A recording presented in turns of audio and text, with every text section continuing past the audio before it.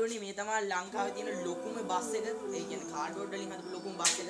අපි බලමු මේක දැන් තියෙන තත්ත්වය කොහොමද මේක මොනවද හදලා තියෙන්නේ දැනට කියලා. යාළුවනේ මාව පෙන්වන්නේ නැහැ මොකද මේක ඉඩත් මදි.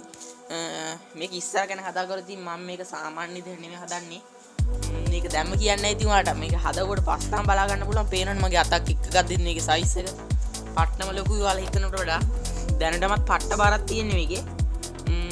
මෙහෙම තමයි ඉස්සරහ තියෙන්නේ තව හදලත් නැහැ ඉතින් මේක Q&A එකක් කරන ඔයාලට කැමති ප්‍රශ්න අහන්න පුළුවන් මේ බස් එක ගැන මම ඒ ඔක්කොටම උත්තර දෙනවා එකකින් මේක හදන වීඩියෝ ගේන්නේ නැහැ මේක සයිස් එක වැඩි හින්දා මට අමාරුයි වීඩියෝ කරගන්න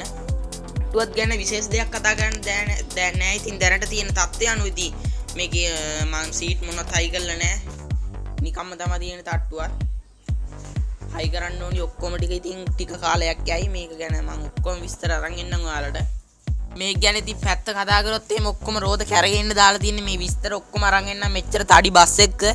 රෝද කැරගෙන්න මම කොහොමද හැදුවේ කියලා ඉතින් මේ ඔක්කොම මේ අරින්න වහන්න ඔක්කොම හදලා තියෙන්නේ ඉතින් ඔයාලට අනිවාර්යෙන් සුපිරිම විස්තර ටික අරගෙන එන ලොකු වීඩියෝ එකක් අරගෙන මේ මුළු බස් එක ගැනම ඔයාලට අහන්න තියෙන ප්‍රශ්න මම දාන්නම් පෝස්ට් එකක් ඒකට දාන්න ඔයාලා මේ විදිහට තමයි යට තියෙන්නේ ඔයාලට පේනවා ඇති මේ පට්ටම බරයි බස් එක තිබ්බට මේ මගේ ෆෝන් එක ඉඩම් වුණා ඇතුළට යන්න පුළුවන් ෆෝන් එක වගේ දෙගුණයක් විතර ලොකු එකක් වුණා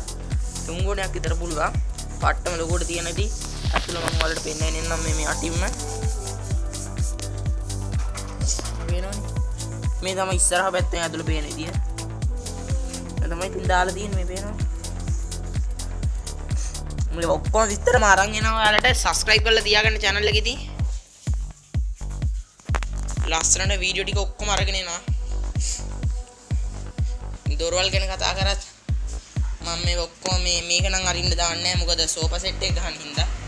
මේක නම් මේ විදිහට තමයි හදාගෙන තියෙන්නේ ඔයාලා දැනම හදනවනේ මේ විදිහට හදාගන්න මේ බස් එකේ අවසාන ලුක් එක බලා ගන්න ඉතින් අපේ channel එක subscribe කරලා